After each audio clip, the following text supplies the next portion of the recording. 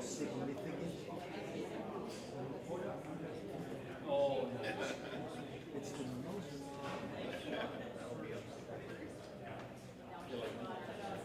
Oh, some classic.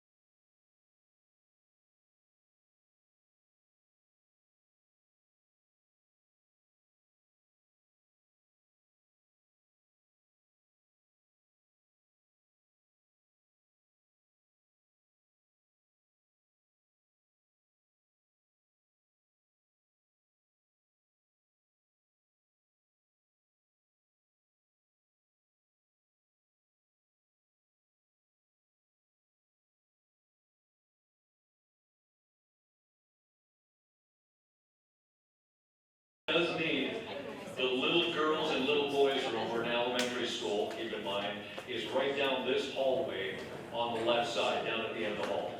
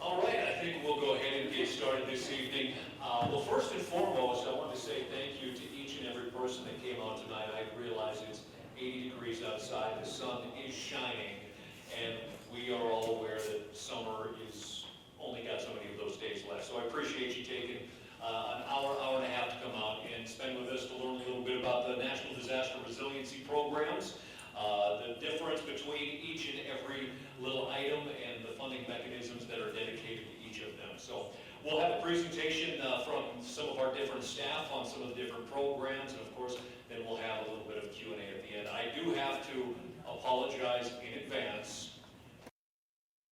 15-ish. I'm going to scoot out for a little bit. I've got to go do the welcome at the FMC Motor Coach Convention down at the fairgrounds where Captain Sully is speaking tonight, so I'm even equally or more impressed that you are here, that you chose us over Sully, so that says a lot. But I will be back after that is over to wrap things up this evening. So again, thank you to the aldermen that could make it. I do also want to mention that Alderman Janser is substantially under the weather tonight. He called and said he couldn't be here. And then Shannon is preparing for a big event up near Minot State University for tomorrow. So we do have the rest of the cast and crew of Minot City Council here this evening, and we're looking forward to some conversation. So with that, I will turn it over to our city manager, Tom Barry, who's going to, I think, be our master of ceremonies, or MC this evening, and help facilitate the rest of it. And certainly we do have microphones for any questions that come up throughout the rest of the program. So I'll turn it over to Tom. Well, thank you, Mayor. And welcome everybody again. We do appreciate you being here. We have a lot of information to share with you this evening, and we have all the technical staff, and our consultants are here as well. They're at booths around the room, and they'll be here throughout the evening. Some of them will actually be participating in the presentations. And as we see this evening rolling out, we'll have several different presentations, most of them fairly short. And we'd love for this to be informal. So if you have questions during any of the presentations, just stop us and raise your hand, let us know what your question is. We'll try to get that addressed. We'll also provide stops along the way. At the end of every presentation, there'll be an opportunity to ask additional questions. And then the way we'd like to have this evening go is the subject matter for this town hall series is the National Disaster Resiliency Program. But we dedicate typically in this format about an hour of content on that particular subject, and then we like to leave the last hour open for any other questions you might have about city business or what's going on in your community, concerns you might have, thoughts, comments, those types of things. This is not a public hearing. This is just an open conversation, an opportunity for you to engage with your elected officials and the staff on all of the things that we're talking about and even the things that we're not that are important to you. So that's how we see the evening going, essentially. Like I say, jump in at any time with any questions.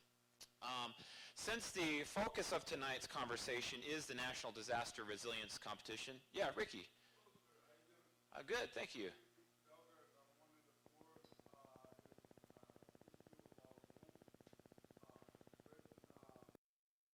Apartments or stuff like that, do we support that too, or?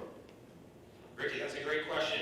We do have a section in the presentation about resiliency and homes, both single-family and multi-family home options and those types of things. If you'd like, it probably makes sense for us to get to that part of the presentation, and then you'll be able to get a lot of information and certainly ask questions about what you've heard as well. Okay, could I bring up to my people of the community is that, yes, our people of the lowest class of our people, and that's the poor. Our poor citizens of our minor, our community is failing because we're finding people out in the cold, sleeping in their cars in the wintertime, like this time myself. I had to sleep in my car because I couldn't find keep enough rent when I had open heart surgery. And then about 7 months now, I've been having open heart surgery and now it's starting to close.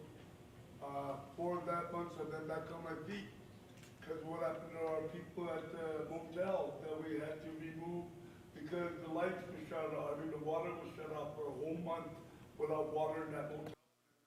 People in Alpers try to go to the business if they helped out a few times. Then they come back and they said, no, get away from here, we'll call the cops and the cops arrest them. We got people are getting more into this epidemic about pills, and that new stuff is coming in now. I had a friend,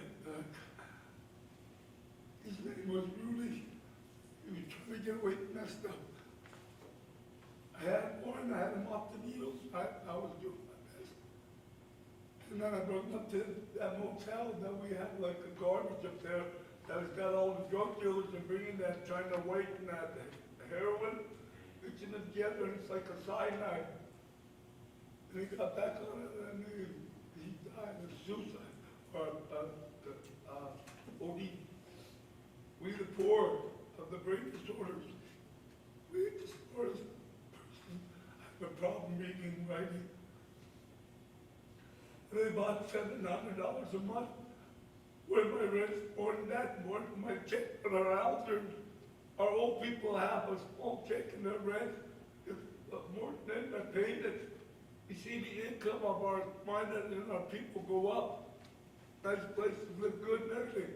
But when it comes down to the brain disorders or the people can't really defend themselves and don't know how, or they're scared.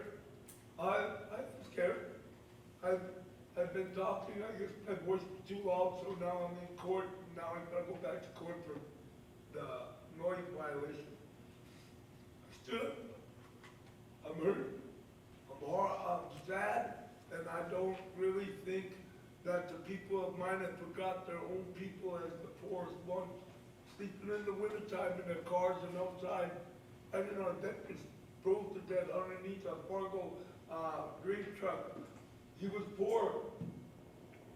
And my man, I know who you are. I watched you when you were on the sports channel all the time in Charleston Key. You sound like a pretty awesome gentleman. You wanted to get in politics? Here you are.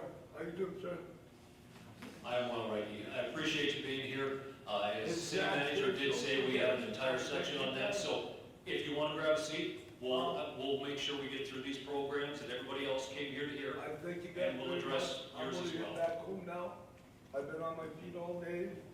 Been trying to battle the freedom of speech, freedom of form, the fourth, the fifth, the due process, and the right to vote, the right to be heard. But when other people of our town try to block it off, just trying to get our people on the ticket, come up, I get them on the election board, get Mr. Our runners up for the middle class and rich with no poor hours left behind. I'm here. I want to challenge the middle class rich for the President of the United States because the poor never did it. We, Ricky, the thank you. poor, have, and then Mr. Sir, I hope you run for president, Mr. Hogan. Mr. Hogan would be awesome, wouldn't he? Ricky, thank you for Thank you your very much, comment. and thank you guys. Thank you for bringing us up. Bye-bye. Thank you, Ricky. We are going to have information on the homeless shelter and also the low-income and moderate-income housing options. So if you do want to stick around, you're more than welcome to. If not, you have to go. We can get that information to you another time as well. Well, that, no, I can't, you guys got me for this, going on in the city hall, meeting, I got a ticket or I got a thing saying that, I can't go on it for a year. I talked about our presidency, I talked about our constitution, what we stood for, and the other people didn't like it, so they called the cops.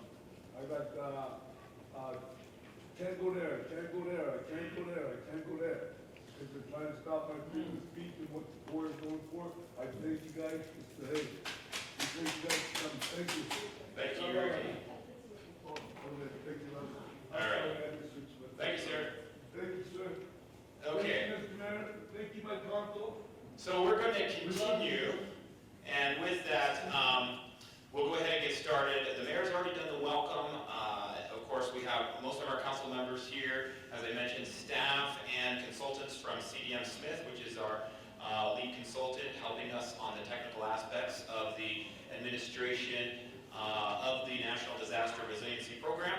So you'll meet several of them this evening as we roll through the presentations and as you interact with them at each of the tables. So here's what the agenda looks like today, and a number of the presentations we'll be going through. I'll talk to you briefly about the overview of the NDR program. It's probably good for us to revisit some of the history, which allows us to have better context about how we got to where we are and why we are where we are. We'll also talk about progress on various key program elements, and there are many different elements of the NDR program, so we'll be walking you through most of those.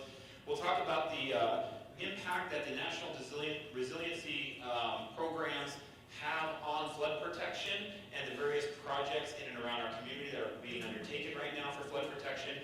And we'll also share with you the overall goal and progress of the National Disaster Resiliency Program. So with that, we'll go ahead and start out.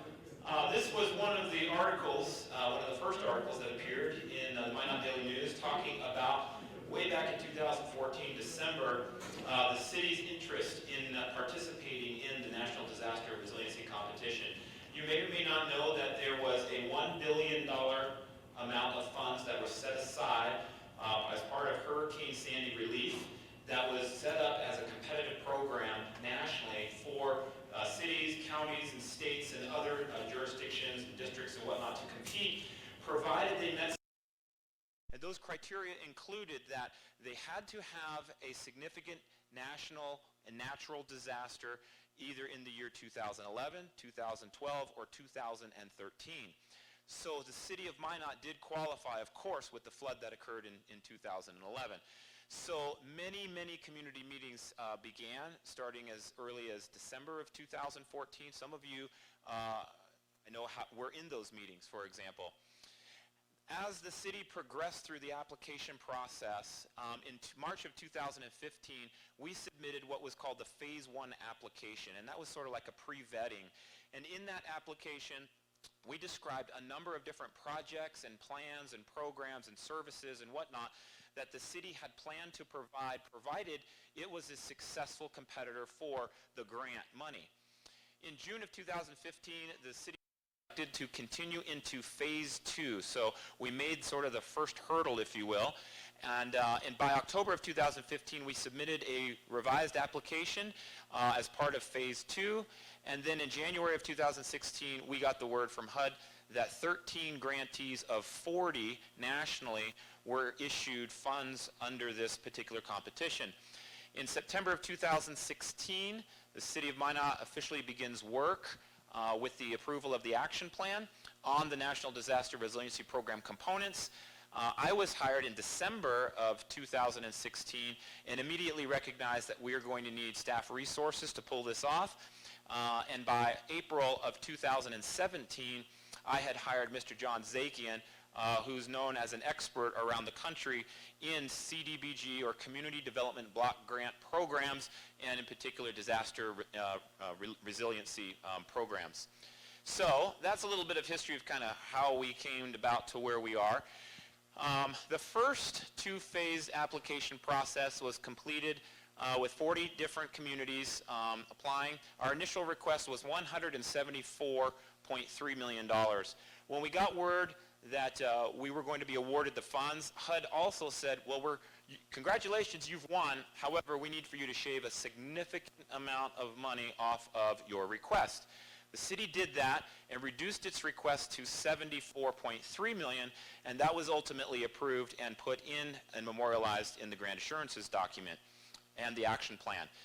Now, there is some frustration because some projects didn't get reduced in scope or in size or other things. We just reduced the funding, thinking maybe there are other ways to backfill the funding or maybe address those projects and things in a different way or different manner or with different synergies later.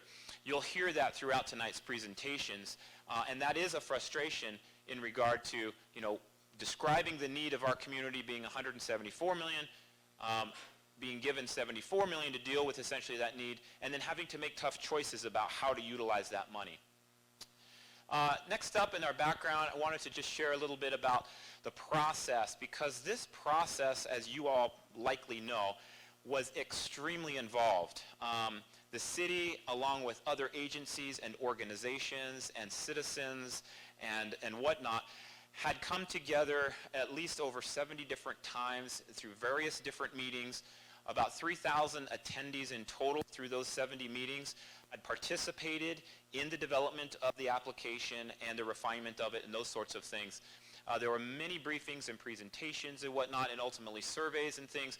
So it was seen, the process was seen, as it's been described to me, as one of the more outstanding and significant public outreach efforts and involvement efforts that our city's undertaken in its recent history, and certainly was a great example across the country as well.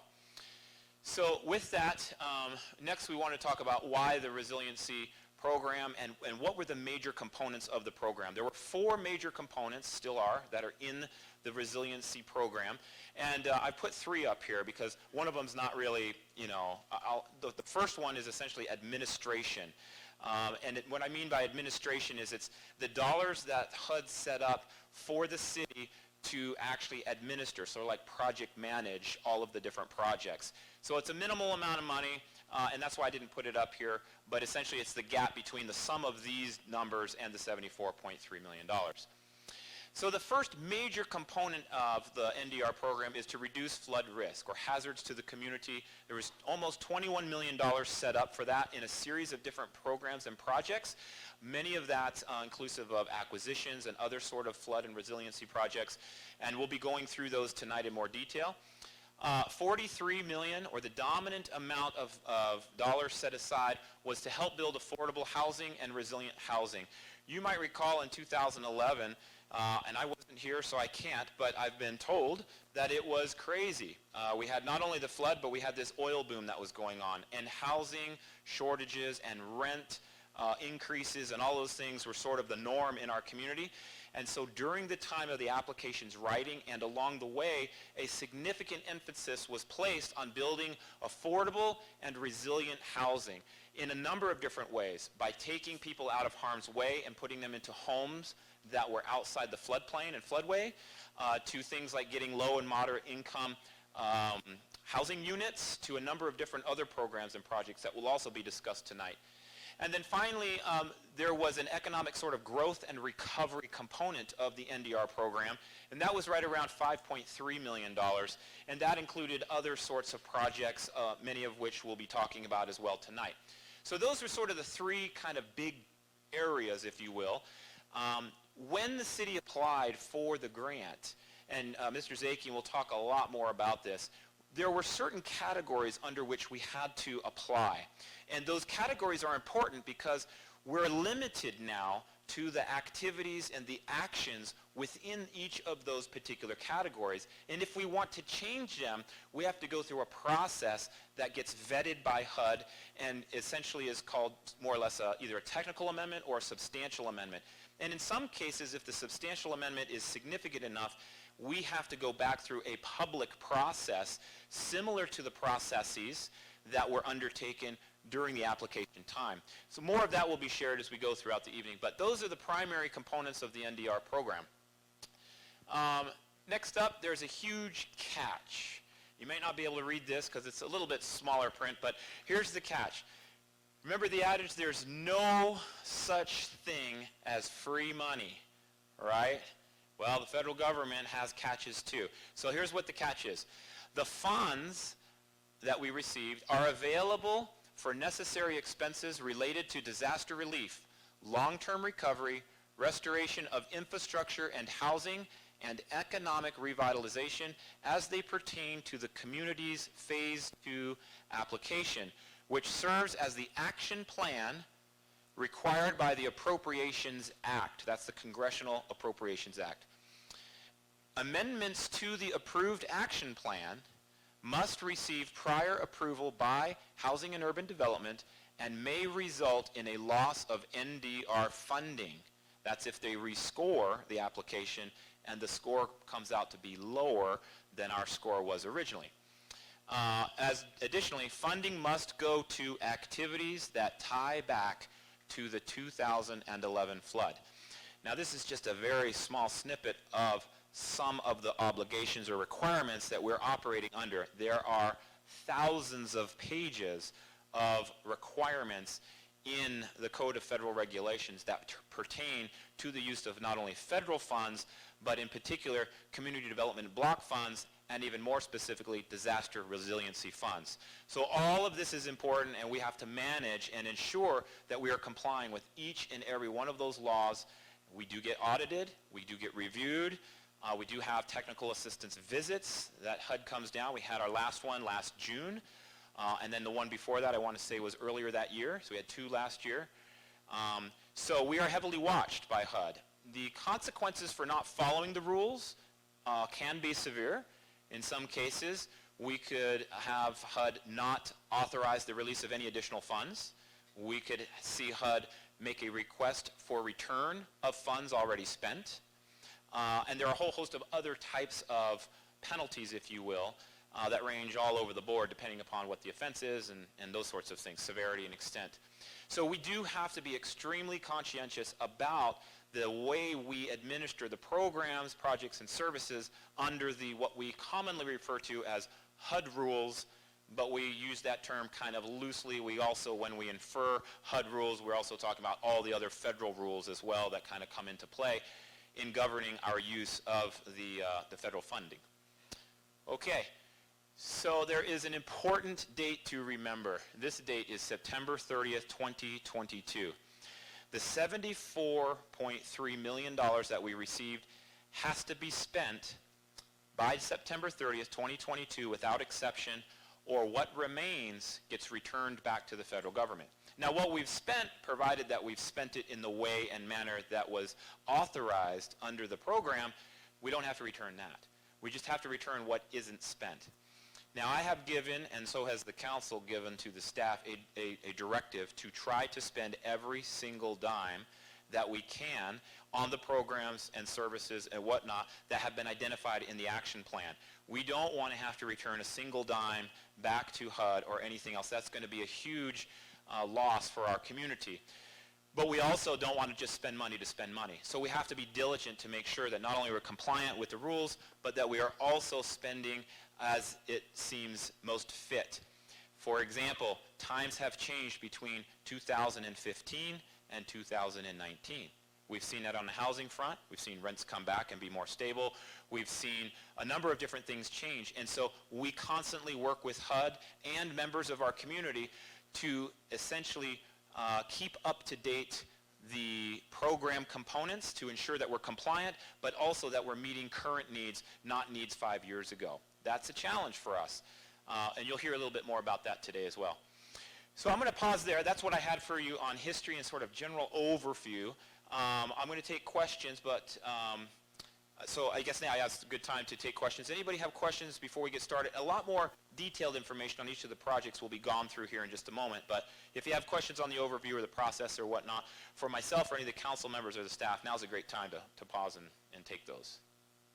And I think what I'd like to do is pass the microphone around because we are recording tonight, and if you speak without the microphone, the folks that are listening or watching won't be able to hear you. So if you give me a chance to kind of run the mic to you, that'd be great.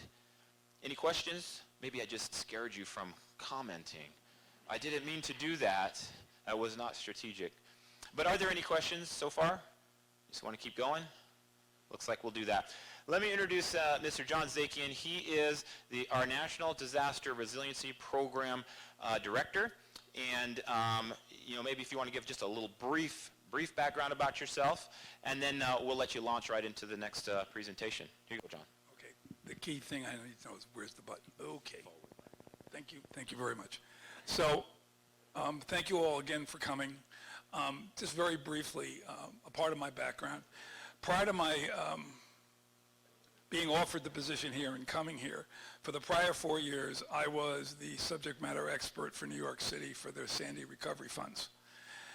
And even though I was not here and obviously did not go through the unimaginable challenges that you as a community have gone through since the flood, I did go through the challenges of doing a phase 1 and phase 2 application for the NDR funds because New York City was one of the other applicants eligible to apply. So all the challenges that the city went through and everything that the city manager described, I went through with New York City. Bigger scale, but same process. So I did have an advantage coming here and understanding, literally being able to hit the ground running and understanding all the challenges and requirements of the NDR grant. I would also very quickly like to note and pick up on something that the city manager said. We are currently considered by HUD, and my goal and my mission for you, the community, and for the mayor and the city council and the city manager, we are considered a model grantee by HUD. HUD is regularly referring to Minot other grantees that are having problems and challenges, and we are being asked to provide them with technical assistance. Now, the reason that is important, you have heard this several times from the mayor, including in his recent State of the City address, and we'll be hearing it more and more as we move into next year. Our goal in the census is to reach 50,000. If we reach 50,000, that means we will become an entitlement city. What that means as an entitlement city, we will every year, at least for the next 10 years, receive somewhere around $350,000 a year in federal money guaranteed under the regular Community Development Block Grant Program. Once you hit the 50,000 mark, there are a number of boxes you have to check to demonstrate your capabilities to manage federal money. Well, as it stands here today, I can tell you that we've checked all the boxes. So our only task left is to make sure we count every resident Minot and we hit the 50,000. So when we talk about staying within the guidelines and the rules, we are looking not only in terms of September 30th, 2022, but all the way through the next 10 years to make sure that the city gets the maximum benefit from federal funds. So that's the long-range strategy.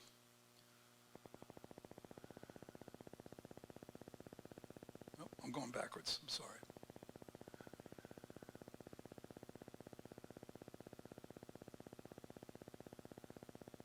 By the way, I have that in front of me in my office to make sure that I remember that actually I'm going to start having a clock that ticks down so that, I can match the money to the time left. So one of the critical programs, which you saw in one of the buckets, and frankly is one of the major reasons that, and in another slide I'll talk about this more, but it's one of the major reasons that Minot was one of the 13 grantees out of 40 applicants, is the strategic buyouts connected to flood control projects. That was the highest rated of all the activities in the application. The goal, the strategic goal, and you can see the numbers, the strategic goal of the buyout program is to parallel the flood control projects, and I'm sure you've all noticed that the walls are going up, the flood walls going up. We need to keep pace to make sure that we have all the land necessary to fund those projects. Those projects are being funded from multiple sources, including the City of Minot, but the acquisitions are being funded between the NDR program and State Water Commission match. And our goal at the end is to have all the land acquired to be able to proceed with projects over the next 3 to 4 years. There's not enough money in the NDR to go all the way down to the end, but far enough along where we will not have any impediments to moving forward with projects. This is kind of an example of the extent. This is the entire river, as you can see. These are the acquisitions that we've already done in purple. The ones in yellow are the ones we're currently working on. And the ones in green we have already acquired. You can see that there has been more than 400 parcels acquired since 2012. And all of that is critical to the flood projects. Levees, what are known as flood storage areas, and Dan may talk about the flood storage areas when his time comes up, and also flood walls. So you can see that we're on pace in terms of what we had promised and what we're trying to do to make sure we are prepared to advance projects to protect Minot residents from being in harm's way of a future flood.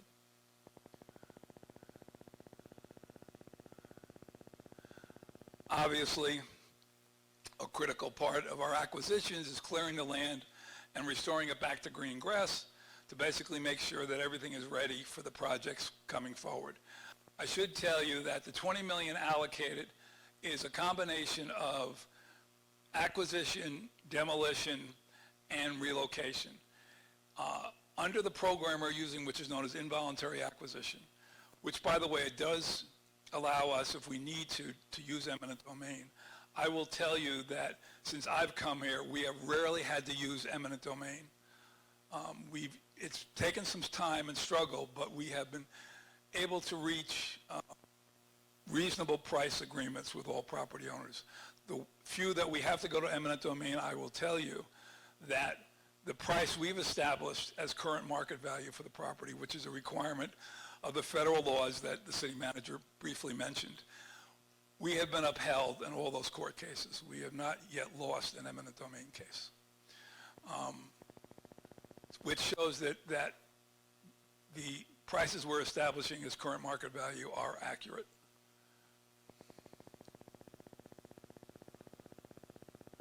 Oh, sorry.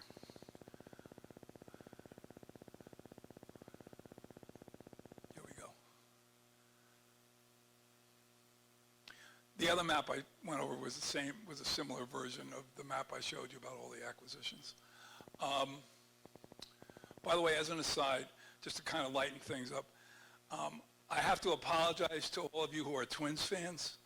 I just checked the score between Cleveland Indians and my beloved New York Yankees before I came up to speak. They're losing 7-0 in the second inning, the Yankees. Cleveland is killing them. I'm sorry.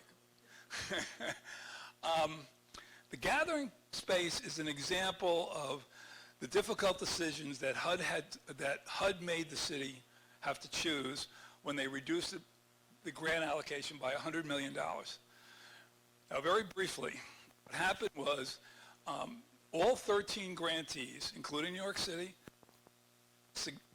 all had to significantly reduce what they wanted versus what they got. So Minot was not alone. What HUD told them was, you're getting $74 million, $74.3 million. And here are the funding categories that we're recommending you use. Within those funding categories, you choose which projects survive, which projects get not funded, and which projects get cut. Now, for the downtown area, there were actually, in the Phase 2 application, 3 projects, 2 of which envisioning partnering with Minot State University. One was for rental housing for MSU students. One was to develop a cultural and arts center in the downtown. And the third was the gathering space. It was up to the city in 2016 to decide which one would survive. In 2016, it was decided that one of the 3 projects that would survive, because a project was necessary for the downtown, was the gathering space. Now remember, in terms of this type of history, 2-3 years is like a lifetime. And what was discussed and decided 3 or 4 years ago is often forgotten within a year or 2 years. I do want to emphasize for context that the reason the gathering space was an approved activity in the action plan, and it was the one that the city decided to continue to fund at a reduced amount. They dropped it from over $8 million down to $6 million. They had also said there would be leverage funds, but that wasn't being counted by HUD as part of the project cost.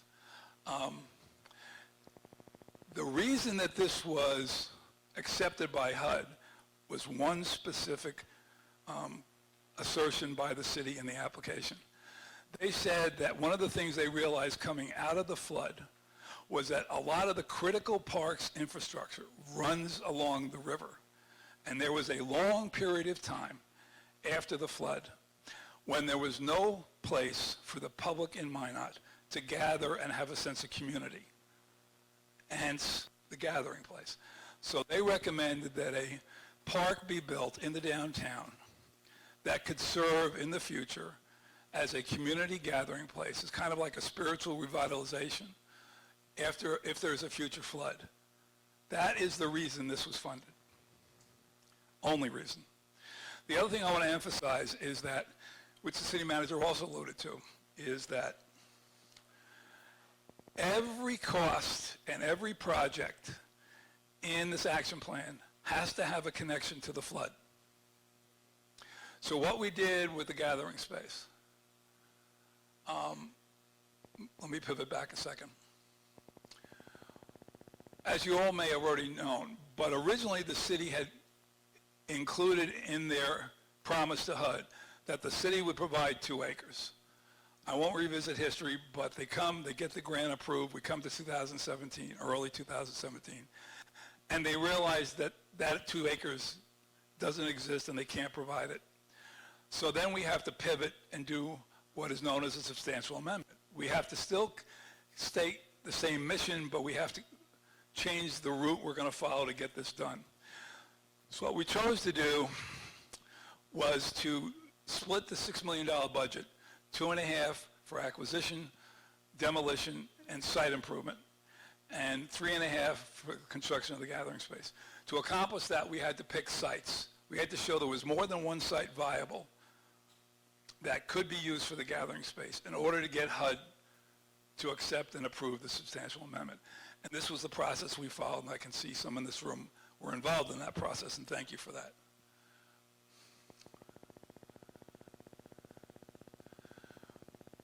Remember that we have that clock ticking, September 30th, 2022. What we need to do is, if we can't acquire the properties by a certain time in Site 2, necessary to meet the approximate 2-acre requirement for the gathering space that we promised to HUD we would do, we need to pivot and go to one of the other 2 sites that we promised HUD we would use in order to get HUD to approve the substantial amendment and allow us to go forward. I do want to be clear for the sake of transparency. If we had not promised HUD that we had multiple sites, and if we had not promised HUD that if one site couldn't work, we would move to the next site, HUD never would have approved the substantial amendment, and we would not have a gathering space project opportunity to go forward. It's very important to understand. There is a deadline. We're having problems with some of the property owners.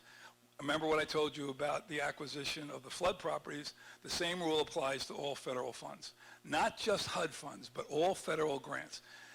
If a city cannot justify it to the federal agency they receive the money, that the price they're going to pay for the property is not over the current market value and is not expensive, they cannot purchase the property. Now, the current deadline has been moved to September 30th. What the council is saying to us is that we need to reach agreement with the 7 property owners in Site 2 by September 30th. If we can't, then we have to take next steps. And that's to stay in compliance with the HUD rules. And keep HUD happy with us as a model grantee.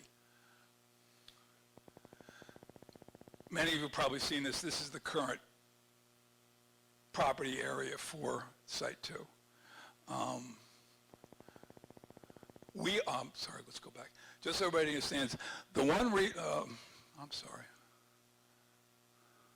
Nope, it's not going to work. The one in the corner, oh, I can go back twice?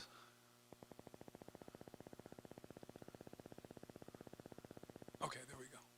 So, 1, and this is the reason that we could justify Site 2. 1 is a city-owned parking lot.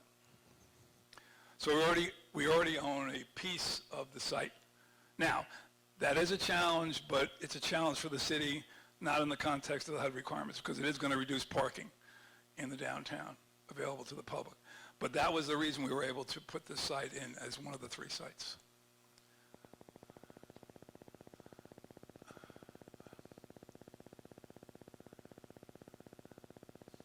One of the other critical projects that we funded, and that was also rated fairly highly, is the creation of a Center for Technical Education. We did have to have some economic development pieces. This is under the economic development piece. The goal would be to create a training center that can really help provide advanced training in partnership with MSU and Dakota College and other partners. Minot residents to take on higher skilled and higher paid positions. We are in the preliminary processes of moving this forward. We are still on a timeline. There are certain challenges with this. I will tell you, and I'm drawing a blank, so I apologize, but this also was cut significantly, but the city decided to keep the scope and the project forward. I believe it may have been $3.5 or $4 million, but it was reduced to $1.5 million. It may